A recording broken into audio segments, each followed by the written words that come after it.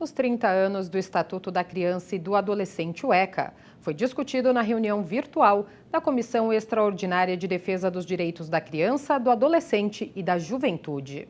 Participaram da reunião de maneira virtual representantes do poder público e de entidades ligadas à defesa da criança e do adolescente. A presidente da comissão, vereadora Soninha Francini, abriu o debate ressaltando os motivos de realização desta reunião.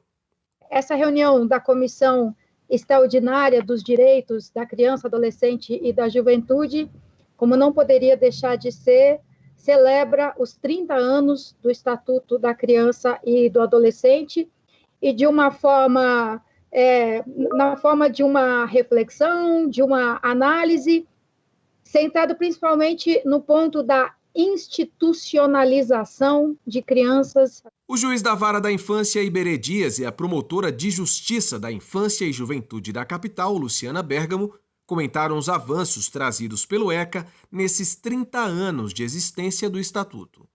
Antes do Estatuto da Criança e do Adolescente, nós falávamos no quê?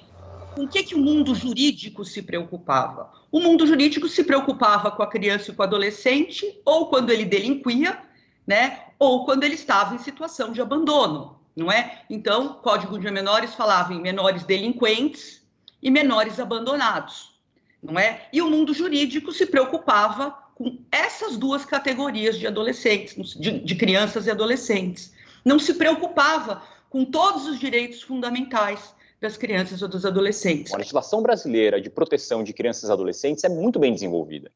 É claro que sempre há alguma coisa ou outra para ajustar, é óbvio, mas o Estatuto da Criança e do Adolescente, especialmente se a gente pensar que ele tem 30 anos, em 1990 ele estava ainda mais na vanguarda do que já está hoje. Hoje é uma legislação ainda muito forte, muito bem feita e de grande resguardo, né? Durante a reunião, o coordenador da Associação Nacional dos Centros de Defesa dos Direitos da Criança e Adolescentes, ANCED, e a vereadora Juliana Cardoso também manifestaram a necessidade do poder público valorizar ainda mais o ECA nas políticas públicas direcionadas aos menores de idade no país. E no que diz respeito ao acolhimento institucional, eu lamento dizer, porque não é só uma crítica pela crítica, mas eu lamento dizer que ele ainda tem muito dos resquícios de um país colônia, de um país escravagista. Infelizmente, o que vemos as famílias e a sociedade buscam a todo custo cumprir o seu papel, em especial nas nossas regiões periféricas. Já o Estado, que tem a responsabilidade de criar a possibilidade, as condições para a garantia dos direitos e a proteção das nossas crianças, acabam não cumprindo ou deixando a desejar as suas obrigações e responsabilidades.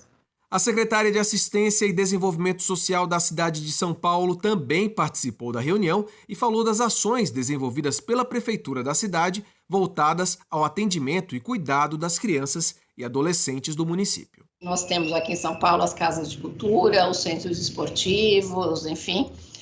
A cidade de São Paulo, apesar de todos os problemas, e eu visitei muitos outros estados, especialmente na época que eu estava em Brasília, a cidade de São Paulo ainda é um exemplo, que ainda é uma cidade que ainda consegue desenvolver uma política em várias áreas de atendimento à criança e adolescente, com poucos recursos vindos do governo federal e do governo estadual.